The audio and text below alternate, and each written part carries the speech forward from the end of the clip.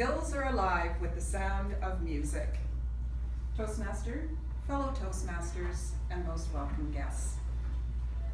When I was a little girl, I loved having 10 weeks off in the summertime for school vacation. So much so that I decided that when I graduated, I would take those 10 weeks and travel through Europe. Insightful of me, isn't it?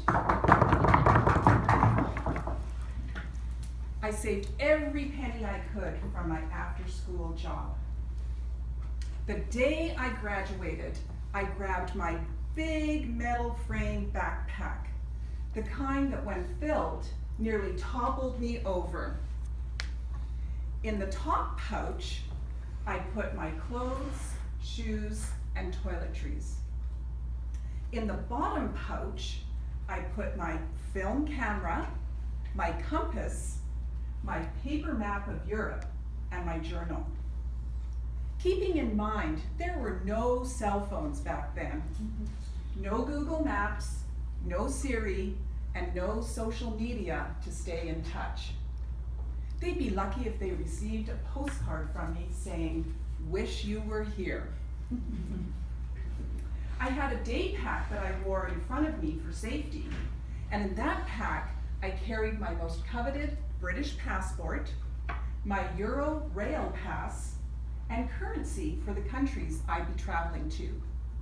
The Italian lira, the British pound sterling, French francs, and the Swiss francs, along with some traveler's checks. I didn't have a credit card. I don't think I even knew anybody that did have a credit card. One of my stops was Switzerland. Oh, let's backtrack, the airport, because that's the most exciting part. It was time to leave. And friends and family gathered at the airport like they did back then. And they pushed their faces up against the window and waved frantically until your plane took off, clear out of sight. Travel was a luxury. One of my stops was Switzerland, producers of the world's most chocolate. Henry Nestle is a Swiss who invented milk chocolate. And the Swiss export the most chocolate, and they consume the most chocolate. And what about the cheese? Cheese for breakfast, cheese for lunch, followed by a cheese fondue for dinner. But that's not why I was going to Switzerland. I was going to Switzerland to run through the wildflowered covered hills like I had seen Julie Andrews do in The Sound of Music as a kid. It took planes, trains, and me hitchhiking to get to those hills. Once there, I ran through them. And I laid amongst the tall grass with the cows with the big, huge bells around their necks. I fell in love. Switzerland captivated my soul. I thought to myself, if I could ever return here, I would feel like the luckiest gal in the world. Little did I know what my future would bring. See, Switzerland is my kind of place. It's well run, it's organized, and it's clean.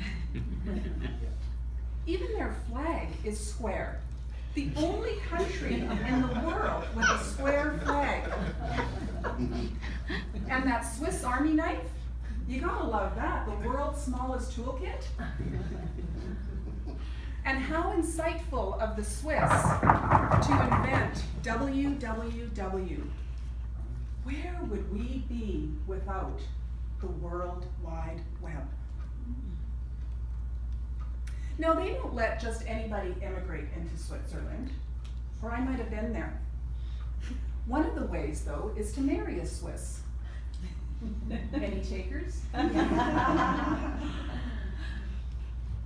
Several years later, I returned to Switzerland, and I went to Zermatt to ski the mighty Matterhorn, one of the 7 wonders of the world.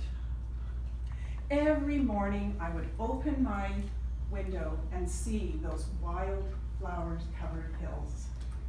I would see the cows with the big bells around their necks. Breathtaking. On another occasion, I went to Toastmasters, which is near San Moritz, where all the rich and famous go.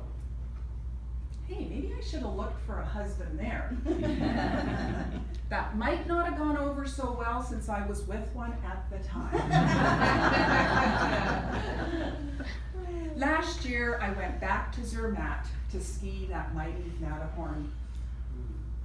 Switzerland, you call my name like the sound of music.